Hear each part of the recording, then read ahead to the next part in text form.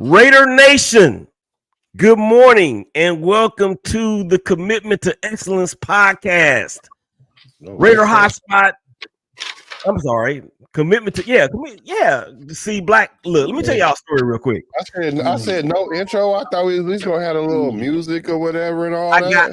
Look, Black then threw me all off this morning with some BS and malarkey going on in the background. Let's go ahead and do this. I didn't care as much about being respected as I cared from the standpoint of winning about being feared and being imitated. And then respect could come after that.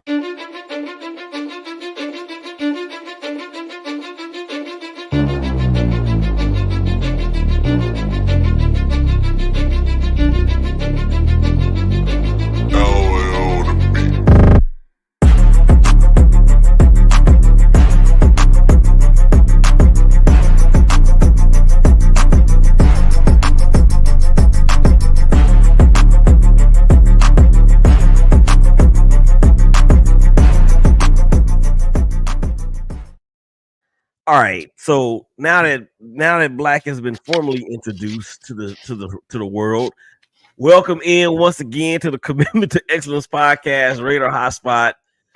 Black in the building. Darion, the NBR man himself, is on assignment. That's all I'm gonna say about that. It's your boy Willie, man. We rolling. LA Rams is next on the docket, fellas. We know what happened last time. The Raiders, and how y'all like the way I just went right into that? We know what happened the last time the Raiders went to SoFi and played the Rams. Hotspot. Give them something. Give them something. Give them anything. AOC is going to get more experience in this game, so that's good.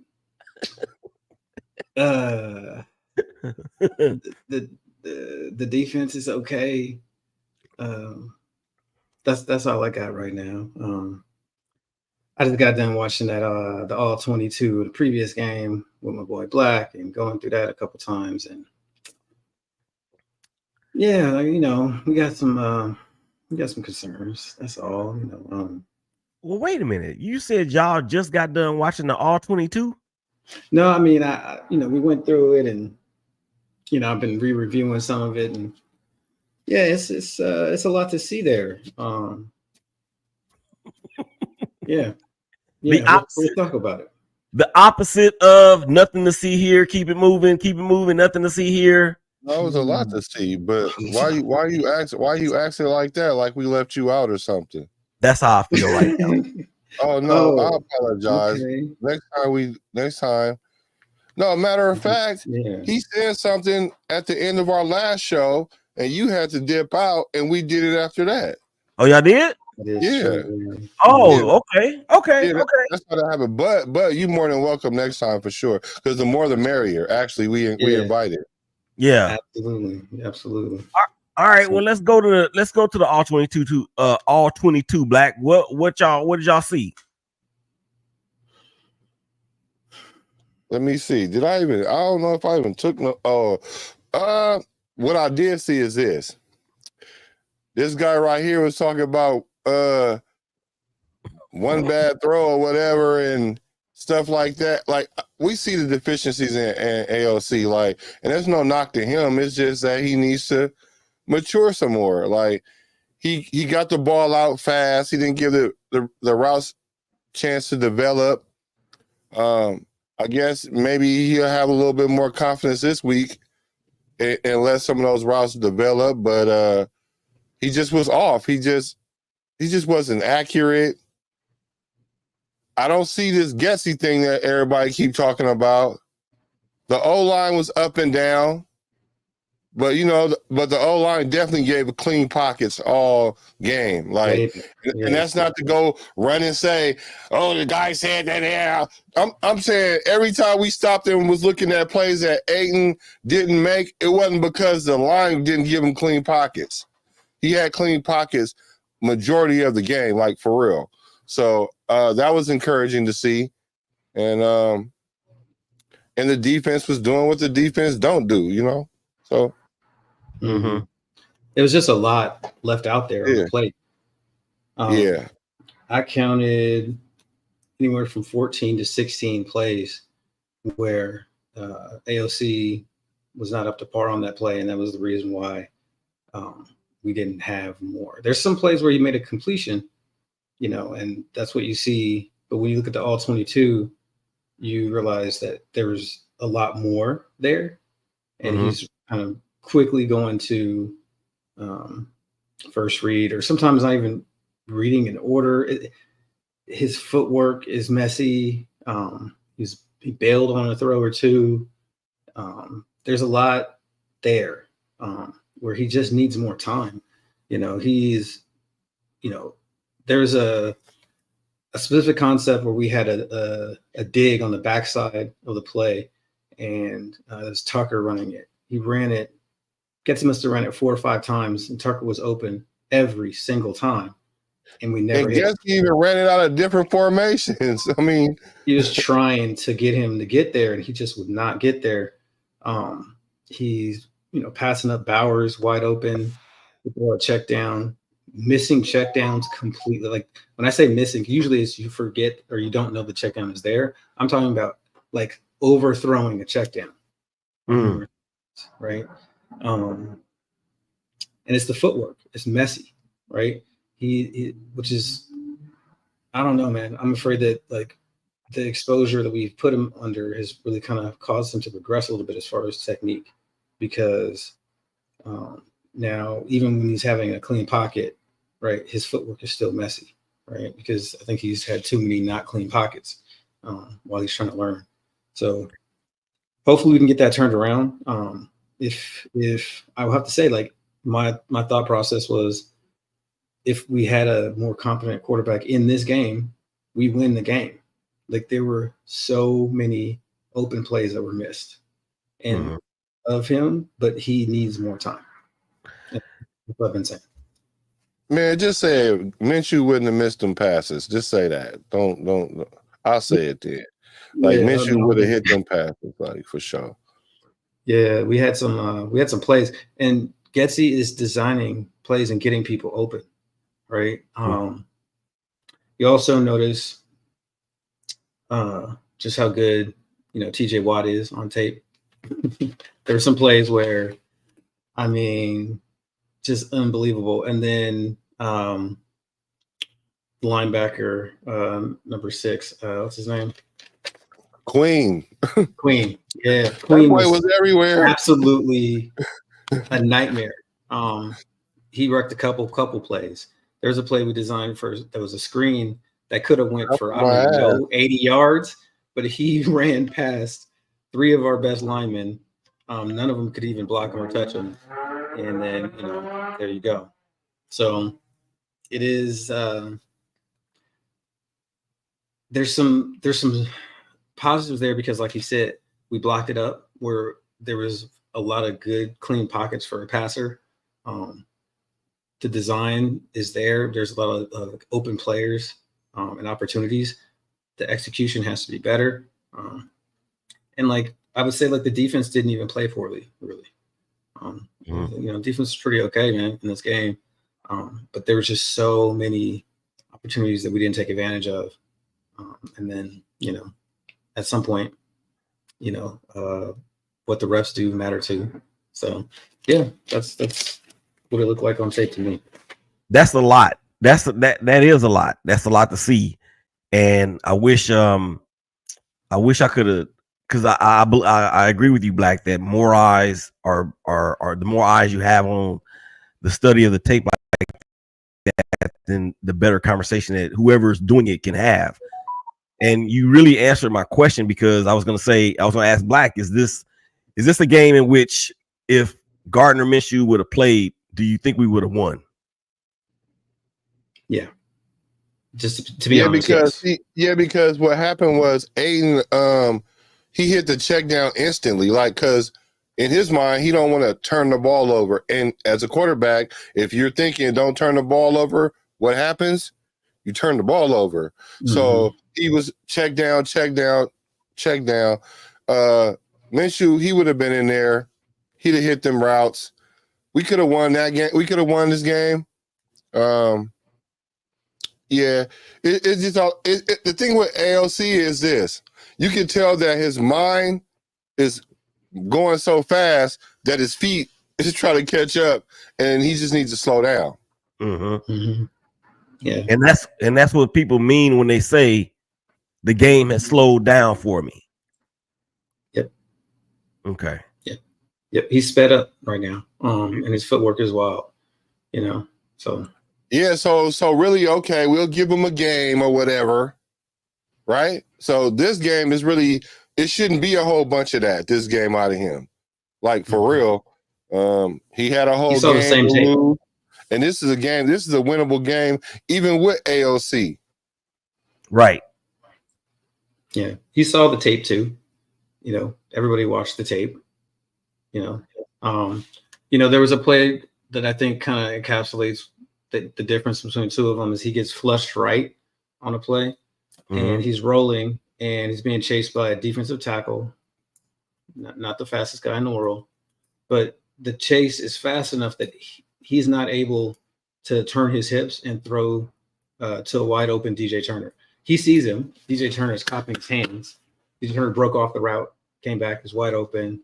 Instead, he has to kind of just keep rolling and fling the ball out of bounds and almost get sacked. And, it's just like that's the sort of limitation that's concerning, right? Because you would hope that he had worked on his footwork over the offseason to be able to get that done. Because, Tom Brady's not the fleetest guy, but the footwork is a thing, right? He knows how to, get that little bit of, extra burst real quick, plant that, the outside leg, turn his hips and whip the ball, right? AOC doesn't have that in his arsenal, and that's a necessary thing if you're going to be pretty much a pocket passer, right? You're going to have to be able to roll right and still throw the ball, right? At this point, that's not happening. And forget rolling left, right? It's not happening. Yeah. So let me ask you guys this: after looking at this recent version of the All 22, and shout out to everybody in the chat. What's going on, y'all? Raider Nation, stand up.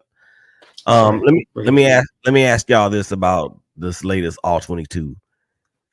Are you guys seeing Aiden with his head down, looking at the rush and not keeping his head upfield? I didn't notice that. No, because he's not waiting. Right. For the rush. Right. Yeah, it ain't even. Yeah, because if it's not there, right, then it's like you can see him like the pass he threw to Bowers when he double pumped it, standing in the pocket. That was good for him because he didn't have to go nowhere. But what happens, like the one time they did come up the middle and he couldn't react and got the sack, it's like that for him. Like if his read ain't there, then it's like, okay, now what? You know what I'm saying? Like it's like you holding your breath. There's a couple concerning plays too where he just never really got there. Go ahead, my bad. Yeah. Oh no, yeah. I didn't know you were done. No, I'm just saying he never really, like you said, it never really got to that point because if he didn't hit that first one off his back foot, hold your breath. You don't know what's gonna happen next. Probably throw it away or, throw to the wrong read or whatever. He on a couple of occasions where you're like, what is happening? I don't understand what's happening or why you're making this decision because the first read is obviously open, right? And then he'll come off of it to something else. And so I'm trying to understand what's happening in his head there, right? He had a first read to Bowers where Bowers is running kind of like that, the drag out. And, they cleared on top for him to give him a little bit more space. The corner that had to match with them is stumbling. And he's looking directly at Bowers and he comes off of it and throws to the tight end, to the other tight end over the middle. Harrison Bryant, who's short of the first down on the third down, right? And so that goes in the books as why are we throwing short of the sticks again? And it's like we had the first read wide open to our best receiver, and he came off of it and threw short of the sticks. So like some of this stuff is concerning because I don't understand what's happening with the processing on those sort of plays. I understand when he's sped up, right? I don't understand when he's looking at the read, right? And then comes off of it to something else and the read is open, right? So just to put a pin in that, like, keep that in your head. Let's watch this space as it moves forward, pretty much. Mm-hmm. Two things I take from that. And y'all can correct me if I'm wrong, because obviously having the vantage point from the all 22 is different, of course, from looking at it, as a replay or even in real time. Mm-hmm. Mm-hmm. Here's my thought. Number one, when Antonio Pierce said the reason for the change is to protect the football, do we think that statement from Antonio Pierce has gotten so embedded into AOC's head and his psyche that he doesn't want to, like Black said, he's playing to not turn the ball over as opposed to being efficient down the field with his throws? Yes, I think so. Go ahead. Of course. Of course. And the thing about it is you can't right. Not have it in your head when your head coach is saying it in every meeting in front of the media. I can only imagine what he's saying in the position meeting, like turnovers. We cannot have turnover. We got to win the turnover battle. We got to protect the ball. We can't win the game if we can't protect the ball. That we're plus minus and we're there's no way that you out there and you see something and you like, where normally if you had the confidence, you'd be like, let's go. Because if I throw the pick, everybody ain't going to be like, oh my God. You know what I'm saying? Like, so of course it's in his head. Right. It's a really, really good point, Willie. Really, yeah. Because who he is. Mm-hmm. And also just to piggyback on that, the Raiders are, I want to say 30th in the NFL in turnover ratio with a minus 11, I want to say it is.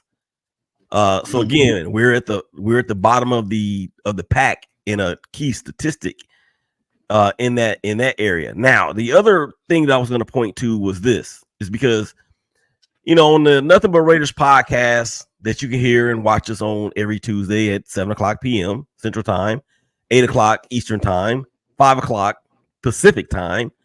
What we've talked about there at length is the protection schemes or the lack thereof, and how Colton Miller, the left tackle, has been struggling, and how Andre James, the center, has been struggling. The clean pocket portion that you guys discussed, how much of an impact, even when the pocket is clean, because I'm talking about a clean pocket now, but how much of not having a clean pocket do y'all feel is weighing on AOC whenever he has those clean pockets and has those open receivers coming across, but he's scared to pull the trigger? Yeah, so it is a huge thing for him, and this is why veteran quarterbacks are different, right? But let's go back and I want to touch real quickly on what you said about the coaching, right? Mm-hmm. It absolutely is affecting him because AOC is not a game manager. If you go back and look at him in college, he was not that type of player. He ran a spread offense. He slanged the ball all over the place. He was interviewed by the football guys, and famously they said, like, "What you just throw it in there? You know what I'm saying? You'll try to fit it into the double coverage and stuff like that. Why do you play that way?" And what did he say? He said, "Because I have nothing to lose." What do I have to lose? I'm an 8th string walk-on. Mm-hmm. I have nothing to lose, and that's how I play. So the real AOC he's not a game manager. They're asking him to be that. That's not who he is. Mm-hmm. He is a gunslinger. That's what he wants to be, right? And so that's why I thought it was strange. They're like, "Oh, we're gonna put an AOC so we can reduce the turnovers." That's just not how he plays, right? When you ask him to play that way, he starts to get you're taking away kind of some of the best of what he can do, which is he has arm talent. He can make some terrific throws, but he has to be confident. He has to believe in his line, right? And so then now we're talking about the line stuff, right? A veteran player sees what it is, right? Not what he thinks it's going to be. And so rookies see what they think it's going to be. And he has his experience of the line not blocking well. And so he thinks it's going to be that. That is what is killing him, right? You have to read what it is. And so Minshew's way further along when it comes to that, right? Does he dance around too much sometimes in the pocket? Yeah.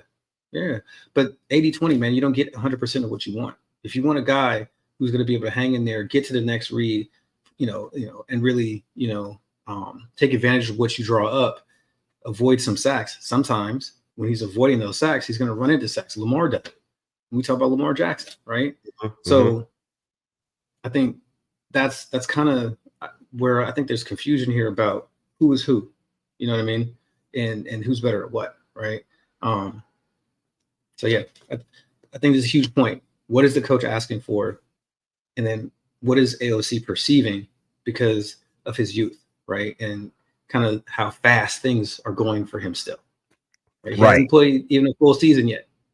Not even a full 17 games now, right? So yeah. I mean, like, damn, he almost out of that excuse though. You know what I'm saying? Like, I mean, I guess whatever.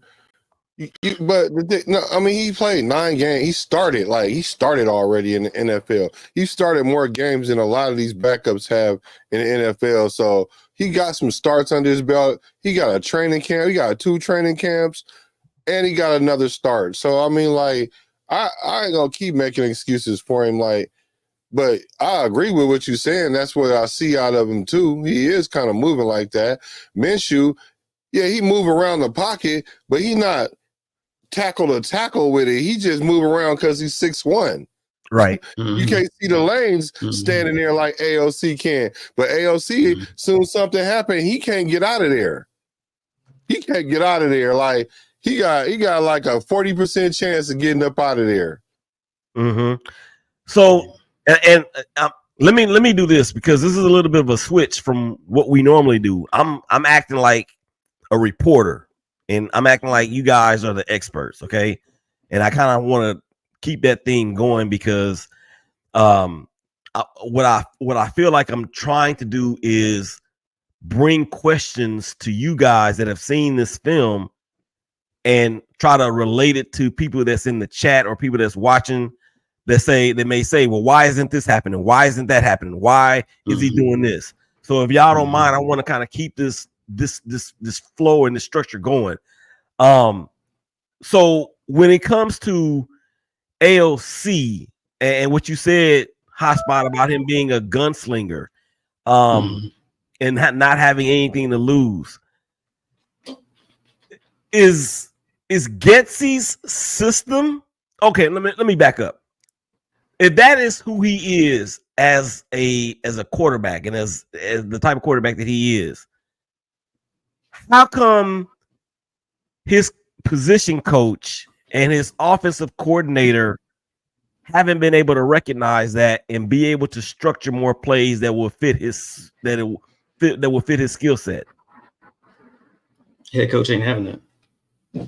Say it again. The head coach doesn't want a gunslinger. Head coach doesn't want to take chances. Head coach wants to be conservative. Head coach is the reason why after AOC threw what would have been an interception if it wasn't tipped at the line because he tried to fit it in to Bryant between 2 linebackers. Patrick Queen was about to take it house. Yeah. And this was on, I don't know, maybe his it was early on after the first drive was successful on that second drive. After that play happened, we ran the ball on 3rd and 11. Yeah. Right. Yeah, because he almost threw a pick. He almost threw a pick the play before. Right. So then you think that's coming from the head coach, man. The head coach does not want to play a certain way. He wants to play conservative, no turnovers, right? That's the only thing he's saying. Like, let's and hand it over to the defense. The problem we're having is that if you want to play that way, you have to be able to run the football. Like, really run the football. I'm glad I didn't have to cut you off. I was like, we can't do it. Right. I mean, Black, do it without running the football. Go ahead, Black. Yeah, Black. I was going to ask you to just continue to elaborate on that because I actually talked about that in the show that I did this morning. We can't gunsling if we ain't got a running game, because like when the gunslinger get the tripping, you got to be able to hand the ball off to cool them down, to slow them down, or to keep the defense honest, because now they like, oh, you ain't gonna keep trying to fit it in these windows. Now we gonna tighten these windows, so you got to be able to run the ball. Even when Brett Favre, the ultimate gunslinger, he had Dorsey Levens. You can't forget Dorsey Levens. He a boy. You know what I'm saying? Who else is a gunslinger? Aaron Rodgers.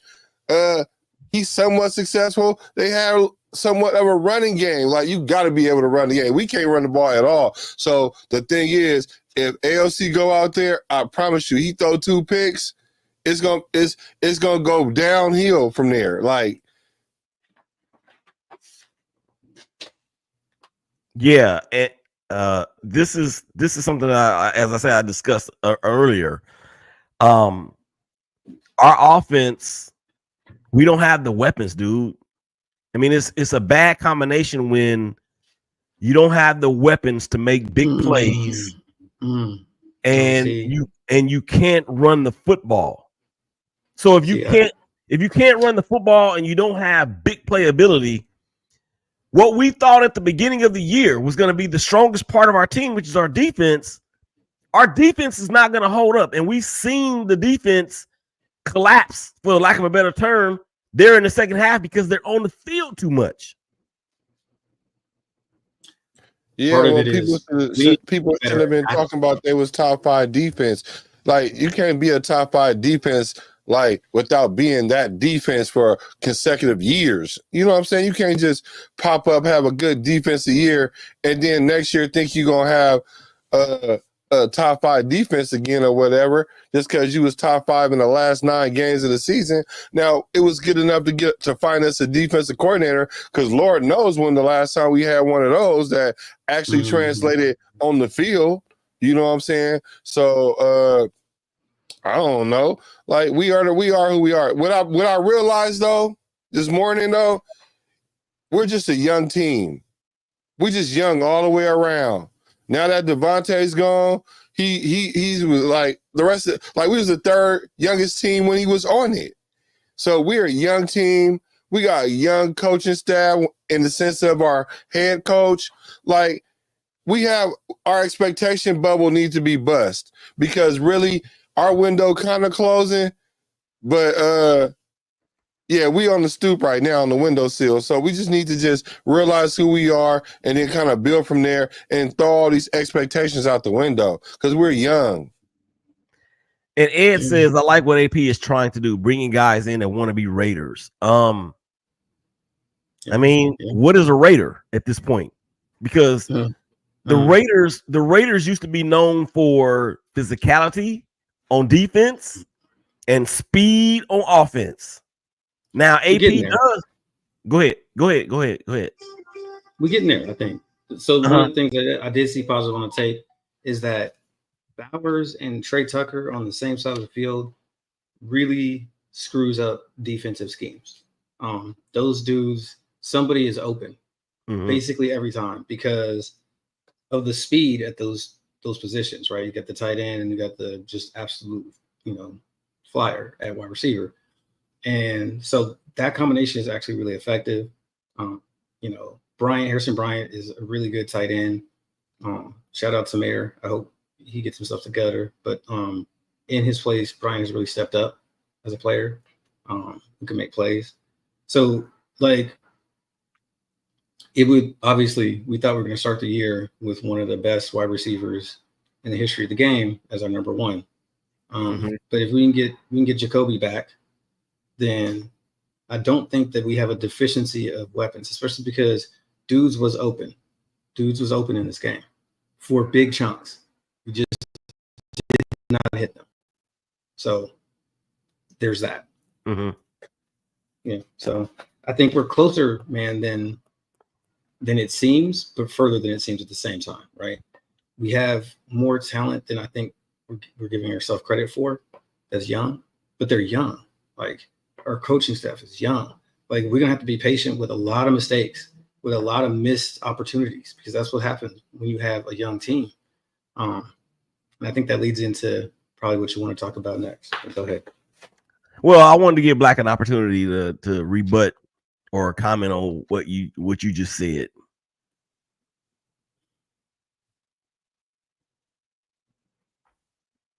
Why is he frozen? No, I agree. No, I agree with you. I was just looking at the comments because I saw something about who we think that we should get a quarterback or something like that. Or I'll find it. Yeah, I saw it. Hey, But Trey, yeah, no, I you got one agree with to what you said. I agree with you saying. Like, we young, we gotta be tolerant of mistakes, and the way we're acting, like we have no margin for error. That's the way we acting, and that's why I'm like, we looking at our team wrong. That's why we're making these emotional decisions and we making these rash decisions. Like, but it's okay because AP is a young coach and he panicking too. So maybe he'll learn through this year how to kind of like navigate the team. Like, he's not about to get fired, man. Like, that's what I'm like, that'd be stupid if they fired him, no matter what our record is. Like I said, even though we didn't win another game this year, like, our team is not what everybody seemed to think it is. The Raiders are always that team that could be one game away from the playoffs. We're always that team. Like, we're not that team when everything is lined up. We just ain't lined everything up in a long time. Yeah, and here's the question that you alluded. We were talking about who y'all want us to draft at quarterback. There's a big game. There's a big game today in Austin, Texas, that will feature Quinn Ewers and Carson Beck. Whereas Georgia will be traveling to Austin to take on the Longhorns. People are saying that those two guys are going to go high. The other kid, I can't think of his name off the top of my head. He plays for he's a quarterback from Mississippi. What's his name? Oh my gosh. You mean for Miami? Mississippi. He's leading the nation in yards passing. I can't think of his name right now. In the chat, if y'all know that, put it in the chat and we'll shout it out. But Ole Miss? Yeah, Ole Miss. Yeah. And then there's Dylan Gabriel from Oregon. You know, I'm a little leery about Oregon quarterbacks because of me too. Go back through time, man, and look at the quarterbacks from Oregon. And I had said previously on another show that we might be putting Justin Herbert on that list if he don't turn things around soon. Man, no, he already on that list. I've been told y'all that. Told you that boy garbage pail kid. Yeah. So thanks for the chat. It's Jackson Dart as Ole Miss's quarterback. Dart. Yes, Jackson Dart. Yes. There's also Drew Aller from Penn State. You know, Cam Ward's at Miami. So we got some guys to watch as this, you know, we'll know more. This is the time of the year where you really start to figure out who's who, right? You're right. All y'all said that and didn't even say y'all don't know how to keep the main thing. Hold on. Since y'all don't know how to keep the main thing. I know we done messed up. I mean, people don't want it. I don't want my boy Shador to go there. I want Shiloh to really go there. But the best way y'all gonna be able to get my boy Shador, y'all better find some way to get Travis Hunter. If you can't get both of them, leave my boy alone. Go and get Shiloh. Okay, that's what you gotta go do. Go get Cam Ward. Leave my boy alone. Y'all ain't got no receivers. I ain't gonna put my baby boy down there. That ain't gonna happen. And this appearance by Deion Sanders is brought to you by okay. Hey, Deion, bro, prime song. Listen, and then we got more because you guys know the connection between Shador and Tom Brady, right? Mm-hmm. I heard about it, but I don't know if I know. No, he's like training him for years. Goddaddy. Yeah, they've been training for years, and he's the first TB12, athlete. Really? Yeah. Mm-hmm. It's been like that. It's been like that forever. So Deion lined that all up? Who? Deion. I ain't gonna say I did, but I ain't gonna say I didn't. Oh no. Lord have mercy. What is going on? Now I want us to get Shador just so we can have all that like all the time, right? Right. Boy, I gotta learn how to do Shador verse. Man, see, I gotta work on my Shador. Okay, yeah. Practice, and then bring it to the game. For sure. So A-Train, you got A-Train's props. He said, Trey, what's up, bro? that was epic. Um, Darion himself, he said, let's go Prime, Coach Prime Black. let's go. Coach Prime Black. This is Oh my gosh. man. All right, so let's get to the other elephant that's in the room, and you touched on it a little bit ago when we talked about Black. You talked about us being like one of the youngest teams in the NFL, and with the departure, arrivals or departures, with the departure of Devante Adams, right? The trade to the New York Jets. Mm-hmm. I know we said on another But Raiders podcast that we can't tell who has won yet, but I feel like we've already won. And I'm gonna tell you why. And it's not because of what we got back. It's because what we were able to free up. Does Devante Adams get the Jets one step closer to the Super Bowl? I think we can all say he does not, right? Well, see, the thing, you know what, bro? You can't account for synergy, bro. Like they really could make a play. I won't say Super Bowl. That's like pushing it, but at the same time, you don't know what might happen if Aaron Rodgers get into the playoffs. You know what I'm saying? You don't know what he might do. So I won't go as far as saying they won't. You know what I'm saying? I won't count them all the way out. Mm-hmm. I won't. I just won't. Because and then the defense show up at the right time.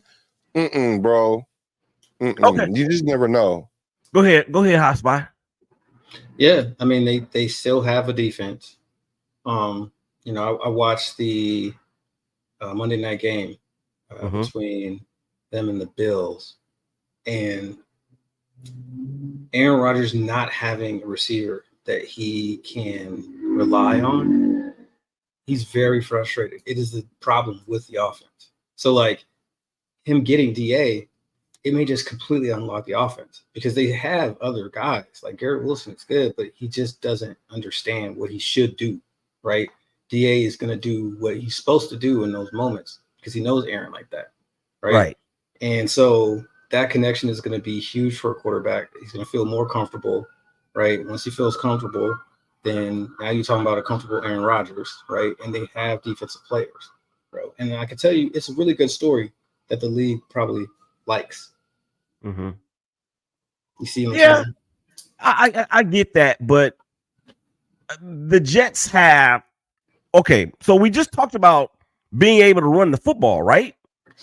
Yeah. We just talked about being able to protect the quarterback. Mm-hmm. The Jets can do neither one of those things. No, they all right, bro. See, I think that's overblown. I really do. I think say it again. Yeah, I think that's overblown. The idea that they can't protect or run. Because I mean, like Breece Hall is no joke, bro. And they're actually, you know, last year could they run it? Yeah, they ran it pretty good last year, right? Like think about what this team was last year. They haven't changed too much, right? And like they were a competitive team with a complete dumpster fire at quarterback, Zach Wilson, right? Mm-hmm.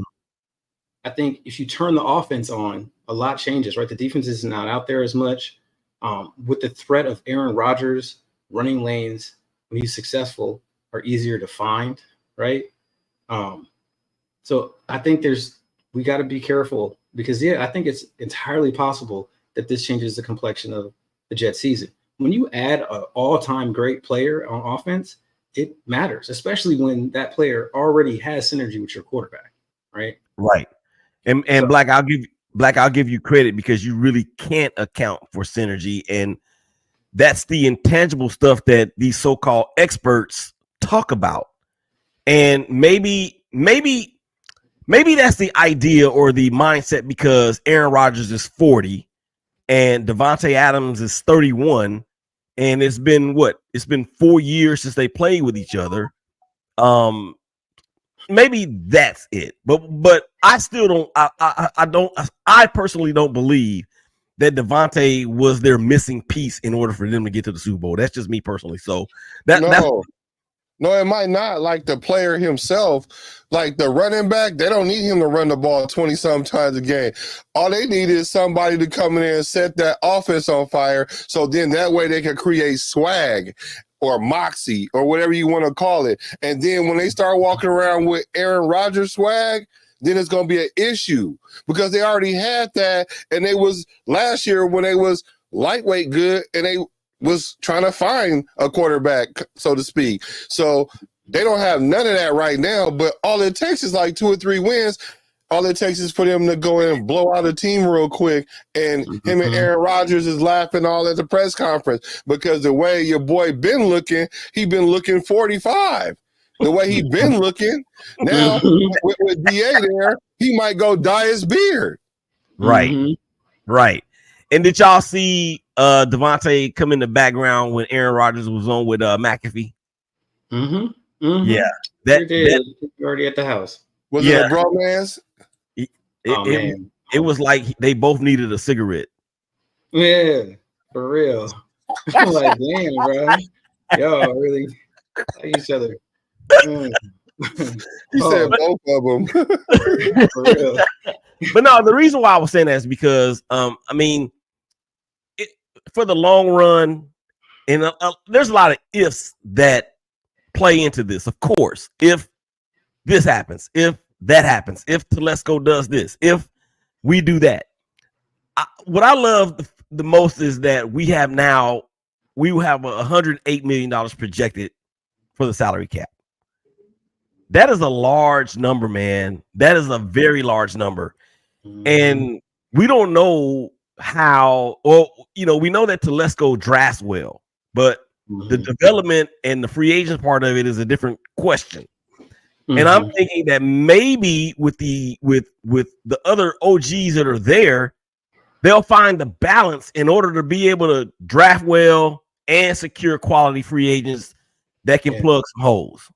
Brady has an eye for talent, right? You listen to like what Gronk talks about and how he would go through literally every player on the other team and tell you about his strengths and weaknesses, this and that, right? That's from watching so much tape, right? So, that's what talent evaluators do, is watch tape, right? So all that tape, he's gotten to a place where he can see this or that. He also knows mentally what it takes to go from, being a 6th-round pick, right, who improves himself and then is the best player that's ever like probably put on football cleats at this point, right? So, I think he knows what to look for mentally and so him being there to help with, especially free agents, right? Where it's like, these are guys he already knows half of them or all of them almost, right? Because he played against most of these guys, right? Or that sort of thing. I think that's going to help us be able to kind of vet the free agent stuff. But, I think Telesco is probably got the right philosophy. If you look at him, it's like he either wants to go real big or we go with the lower level guys. We're not getting in between, right? It's either I'm getting, Christian Wilkins or, we signing some dudes down here because, their values. That stuff in the middle is where you die in free agency. Okay. Them dudes right there, don't do that. Don't do that. Right. If you find a guy who is in free agency, really shouldn't be like a Christian Wilkins because Miami just had a horrible cap situation. Right. And they had to make choices. Then, okay. Right. But otherwise, sign them lower dudes and we should be drafting. Right. Right. And so that's what I want to see. And I want to see, I think that Brady will help with that ability to kind of make those kind of choices. Richard Seymour is a smart guy. Right. And so they have stake in this. So I think it's going to be helpful. Go ahead, Black. You got that look on your face. I know, man. I have it bad. No, I agree with you. I agree with him totally. So can we say that the look, I am one that held on to a 22-year-old sports grudge when it came to Tom Brady. Oh, I still got mine. What you talking about? Y'all told me, let it go. Let it go. Like, let it go. Yeah, that's because y'all was 3 years old when it happened. That's why. Who was 3 years old? Not you. Not you. I'm talking about most of the people talking about let it go. Fans, yeah, a lot of fans. Yeah. Oh yeah, I gotta make a disclaimer to the guys. When I be going bad, I don't be necessarily going bad on y'all. I be going bad on the stuff I be seeing out there in them YouTube streets on Raider Way. You know what I'm saying? So sometimes I'll be talking to them. It sounds like I'm talking to y'all, but no, I'm talking to y'all. Look at the camera and look at the chat. Y'all. No, this is perfect. Look, he said, I won 3, right when you saying that. What do you say? He said I won 3. Yeah, right. I know, Not right? necessarily you. Yeah, yeah. Somebody out there was 3 years old. Yeah. So again, the grudge, the 22-year-old grudge, of course, is. You like showing this shit? So you made me cuss. Damn, hey, bro. Like, hey, you don't understand. Literally, you know what's so bad about it, dude? Before the play started, I was like, we need a play. Come on, Woodson. Make a play for us. And then he did. Everybody was saying that because look, this is what people got to understand. If you wasn't 3, 5, 7, or 8 or whatever watching this game, and you was like somewhere near an adult, then you would understand. For one, the Raiders don't never play good in cold weather. Like snow, it's a wrap. Like we never play good. And so that game, it was actually close enough for us to win the game. And we kept trying. We could not figure out how to get to this full Tom Brady. And like you said, it got to the point in the game, we was like, we need to play with Woody. Because like on defense, Charles Woodson would always be making plays like, yes, when we needed perfect play call, and it was like it seemed like it was the only one that damn near worked. It wasn't, but it just seemed like the only one that worked that day at the right time. And it was a fumble. Beaker jumped on it, and we was like, "That's what we needed." And then they took it away from us like they always do. You know what it was? Yeah, you're right. You're right. But what I'm saying is that and I guess I'm slightly older than y'all, so it may be a little bit easier for me to let it go because I need to feel other space in my heart to run my blood pressure up. No, you don't. No, you don't. No, you don't. Because see, the moment you let it go, they're gonna disappoint you with something new, and I'm gonna be like, "Why did you let that new stuff take you out? You should have been with me over here, being the grumpy old man." And now look at you getting whooped on by all these youngsters because you fell into the Kool-Aid. You know, these new narcotics ain't like them old narcotics. They got that fit now, boy. It take you out just touching it. Yeah, leave that new stuff alone. Yeah, all jokes aside, man. All jokes aside, that is real spill. I mean, look, people, don't touch that stuff. Don't touch that stuff, man. That fentanyl. I mean, oh my gosh. Oh my gosh. I had a cousin die to that, so I'm not even being funny. I'm being for real. But in jest though, for real though, you know. Yeah, for sure, for sure. And that's what we do here. I mean, that's what we do. We do that. Yeah. So I haven't let it go, bro. What it is I never blamed Brady because if you're not cheating, you're not trying. How is the other quarterback what he's supposed to do? Like the ref gave him a play. I'd be like, yeah, that was definitely a Tucky thing, whatever you just said. Let's go. Come on now. No. I don't blame him for that. You know what I'm saying? I don't blame him for that. It was that little cocky little smile when they said, I'm talking about in the press conference, and he was just, you know how Tom Brady got that. And I'm just like, oh, I can't stand you. I'd have been rubbing it in. Hell yeah. And then it was all the subsequent stuff that he was getting away with after that made me be like, yeah, we started this. I think that might have more of an impact than the actual crime itself. It was the ancillary things that took place after the crime. Yeah, because now since Hotspot has brought a counselor's point of view to the subject by saying, "Well, I don't blame Tom Brady. He didn't do it." You know what? nobody in the last 24 years has even thought it from that standpoint. He did it. That's all we wanted to say is that he did it.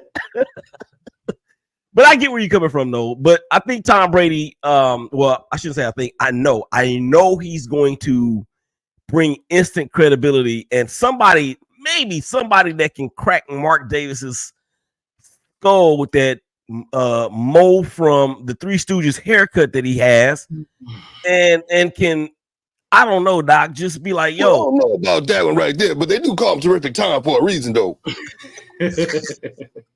You forgot to go out.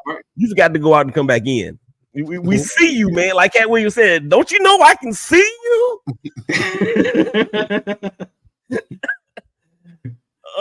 Mark already said that he was gonna help us pick the quarterback. So I think that's the biggest issue, right? Is that he's gonna, that might be enough right there, Yeah, and you know what? If we actually happen to get Shador, right, and he comes to us, and hopefully he won't be thrusted into the role immediately, because he knows how to run from defensive players, because Colorado's line is not the best in the nation, if you will. So no, they're not. But Shador has proven that the better the line, the better he plays. Like, exactly. So what I'm saying, I'll put him behind an average NFL line, and he'll light it up. Yeah. Mm-hmm. But what I'm saying is that since it is who it is, and they are the narcotic that is, we know that what can go wrong sometimes not will go wrong, but does go wrong. And if there is a consistent breakdown in O-line play, we know that Shador at least won't be rattled, because he knows how to handle it, because he's faced it for the last 2 years. That's all I'm saying about that. But let's not just throw him out there, though. I said, let's not just throw him out there, though. That's why no doubt. Value in like a Gardner Minshew, right? Like put him out there when the line can do it. And in between there, Gardner can, give us quality play with not so quality O-line, right? And honestly, he's probably not going to get hurt, because he just hasn't been the guy who gets hurt. He knows how to preserve himself. So let's maybe do that until we know we have the line set, right? And then we're not going to be changing the lineup left and right. Let's settle the offensive line before we put a rookie in there. Right. We got about 10 minutes left to go before we finish up. We're gonna get to the Rams here in just a second, but after a thought just came to my mind, and it is kind of totally off subject, but it's not, because we're talking about Tom Brady. Do y'all think that now that Tom Brady is minority owner of the Raiders and he has to do a broadcast, do you think they'll let him do the broadcast if the Raiders are involved? He is allowed to. He is? He can do Raider game. A lot of stipulations that, like, he can't go into like the facility and watch practices, and there's a lot of stuff that he cannot do, though. He can't participate. They'll find a way to get their money out of him somehow, though. He did work him, though, a little bit with doing that. Mm-hmm. Yeah. Okay. So the thing is, he can't go to the production meetings, which involve them getting information from, directly from the coaching staff and things like that, right? And then being at the facility behind the lines and that kind of stuff. He can't do that. Oh, okay. The rest of the crew can, and I'm sure he can send a surrogate. So it's not like the end of the world for them, because it's data collection, right? And so I think the only real difference is, people will probably say things to him that they won't say to somebody else, right? But yeah, they have an opportunity to have him line up just regular interviews in that situation also, right? So see, now I think about it. See how he cheated out of that little deal, or he cut a corner everywhere he can, huh? Like when they hired him, they was thinking we was about to get this whole personality, which they were, right? And imagine it, like you said, Tom Brady he would get information from players that he wouldn't, that the average player, ex-player would get. Like Tom Brady could pull it out of him, like, because he's the GOAT, right? So now that he go get a little minority stake with the Raiders, that pretty much absolves him from like 30% of his job, 50% of his job. So all he got to do is just show up on Sundays and be like, why did he do that? Oh, you like losing? Oh, winning is about whatever he says. You know what I'm saying? Like that. So he gets to win on both sides. He's just like a cheater. That's all. That's all I like over there. Smarter than the average. He's smarter than the average bear. Maybe that's what we gonna call it. Yeah, we can call it that. Okay, I'm with it. But yeah, I still feel some type of way. Unless he can bring us a Super Bowl. If he can bring us a Super Bowl, then I'll stall Debo out. Stall him out, Debo. Stall him out. All right, so we got the Rams coming up on tomorrow. 4:25 or 4:05 kickoff. Central time, of course. 1:05 on the West Coast. The Rams, it will be a home game for the Raiders because everybody that goes to SoFi is actually the home team. I'm joking. But the Rams, I think, can pose some problems for our defense because of the fact that they use a lot of motion. They have a wily old quarterback, and they have a running back that can make plays. That's the challenges that I see that they can pose for our defense. Now, for their defense against our offense, y'all ever remember the term when you played basketball, they called you self-check? That's kind of what the Raiders are on offense. We're kind of self-check.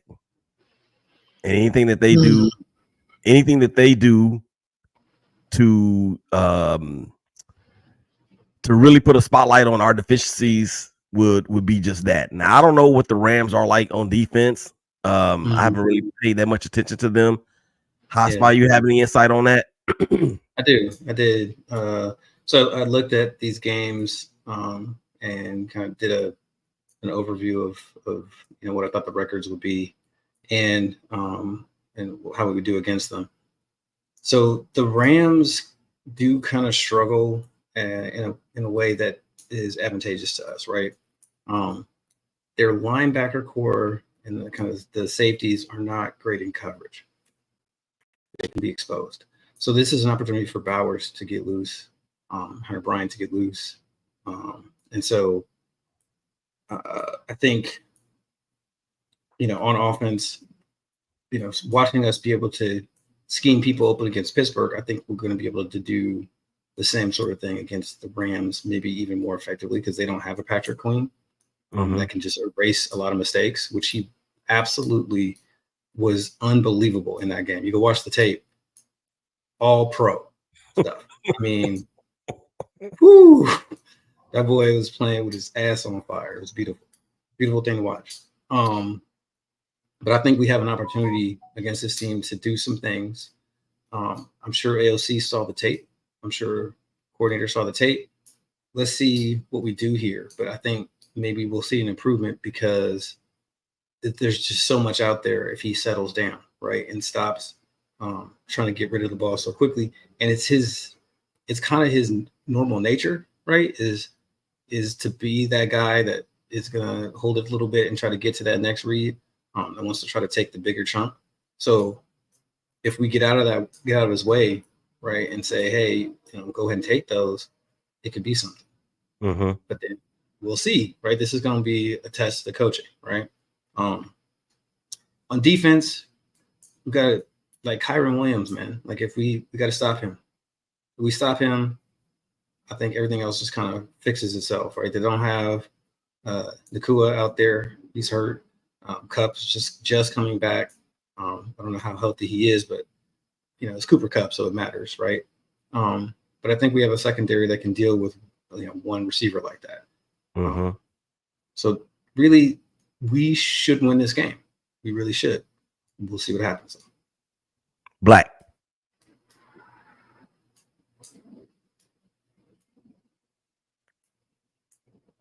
What y'all think? What y'all want to know? What's gonna happen?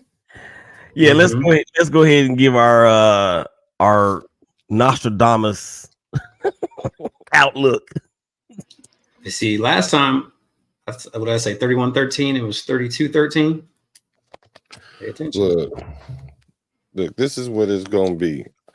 You know, all that stuff. You know, he got the numbers. You know, he can chop the numbers up. Give me a good stat. Advanced analytics. I'm here for it, because you know, and it could be true, but I don't care. The Raiders better find a way to win tomorrow. Like I don't care what they do. Like since they better cheat. I mean, they can let put AOC mustache on Tom Brady. I don't care what y'all do. Let him go out there with the 12 on. And if he can get away with it, we need to win that game. So we need to win that game, and we'll go from there. What I don't want to happen is we win this game, he go out there and throw for 2 touchdowns, and y'all be like, that's the AOC I'm talking about. Because y'all just spent all this week not saying nothing about AOC. It was a whole ghost town. And the whole week before that, everybody was talking about, we need AOC. Get rid of this. All we need is this. We need to see what he got. We need to turn the corner. Sound like Kamala Harris. Turn the page. We need to turn the page. No, I'm just messing with y'all. I'm just messing with y'all with that. No, but for real, we need to win, though. We need to win, straight up. I don't know what the score is, but we need to win. Like, and it better not come down to no last minute drive either. It was funny this week. All of a sudden, everybody was talking about drafting quarterbacks. It's strange. I don't know what happened. And we do right, and we do lose though. Just tank, baby.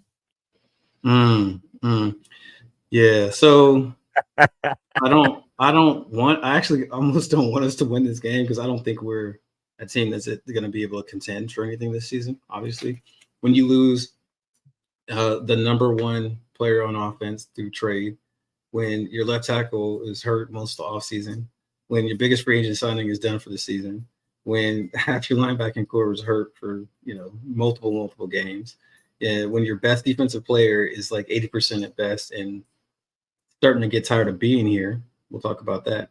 And then Marcus Epps out for the season. This is not a season that lines up for us like winning something, right? This is a season where we learn some shit, and we figure out what our roster is. So, am I like, oh yeah, I want us to win this game? Probably not, man. It's better if we probably just go ahead and lose some of these, right, and get a good draft pick. Let's just be honest. Yeah. But what's my prediction? Raiders 24, Rams 21. We win the game. I like what you said there. Let's just. I want to see our guys fight.